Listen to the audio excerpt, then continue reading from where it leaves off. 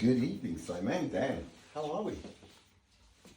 No tune tonight because I keep getting copyright breaches, don't I? So I don't know how much, if they're taking stuff out, or you just never know. So instead of that, I saw a little skit, I think it was on Instagram or somewhere, just a knock knock, right? So I'm going to pretend to play knock knock. So I ask you, say, have you ever heard of Nazi knock knock? And you go, no. And I go, knock knock, and you go, who's there? And I come up to you, I give you a little slap. We will ask the questions, yeah? We will ask the questions. And it made me chuckle. I laughed out loud. It just makes me chuckle. But this is not about that. You always follow my shenanigans because you're always ready for when I drop the ball. It's what you're good at. But it's been a while since I've heard, so I don't know if you've been watching my shenanigans today, yesterday. Obviously all about the sun and its absolute light. So on that note, 3 questions for you. Why is the sun directly behind the moon during a solar eclipse? Not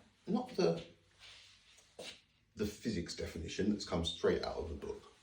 What is your take, your personal take on this, right? What is your personal take on this? Explain it to me. You tried to mock me that time I explained why it can't be with finite light. You can't have an eclipse. And I stand by that, okay? So why is the sun directly behind the moon during a solar eclipse? Why is it that we see the moon come across the sun in like it's real time and get the eclipse and then it moves in real time? So where is the delay? All right. Question number 2, which is what I've been doing over the last day or two. Why do all shadows cast by the sun's light? It feels like I'm in a skit. It really does. The sun's light seemed to appear directly from the sun. Why is that? Like if that was the sun, and I put that stick there, and you line them up. Perfect. Boom. Why? Why does that happen?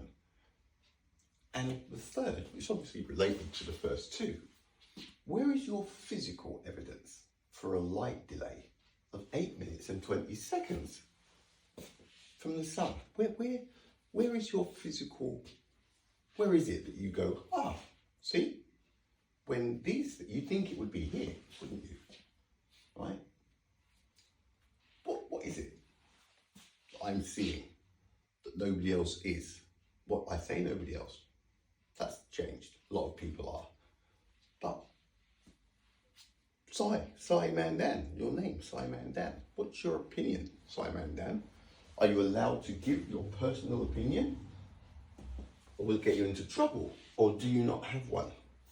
See, what is from your heart, what do you reckon?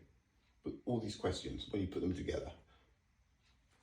And just to knock something out, no phone a friend, you are not allowed to say, well, GPS, or well, LiDAR, or well, laser rangefinders, for the simple reason that we're talking about an eclipse, sun and the moon.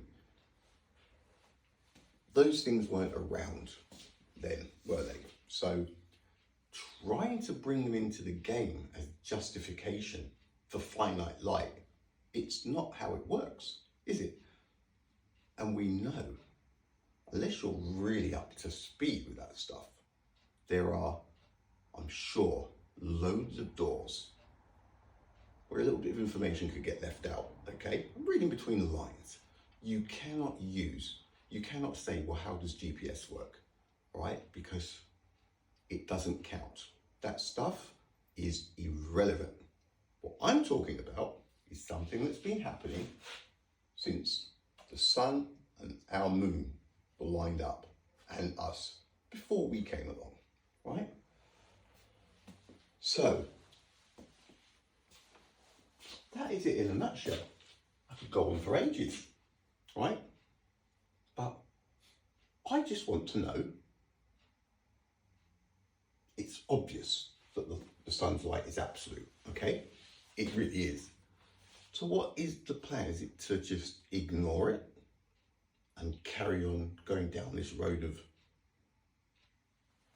everything from the observer? And then what do? Let our kids deal with it 20 years down the line when they're half. What's going on, man?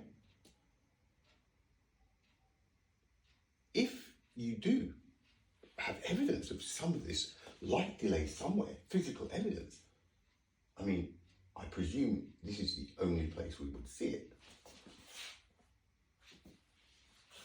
Let me know, just so I know. What is it I'm missing, right? I'm being serious. I'm being deadly serious. The sun's light is absolute. Now, if that's the case, what is it that is going on? I know what's going on. I said it, haven't I? But I'm not sure why everybody has got their head in the sand. It doesn't make sense, does it? So, knock knock. V will ask the questions, yeah? All right. I will look forward to your reply, Mr. Phoneman Dan. You know, proper answer, mate. Proper answer. Can't lump this onto our children, can we? What would be the point? It's messed enough people up already, hasn't it? All right. Talk soon. Bye.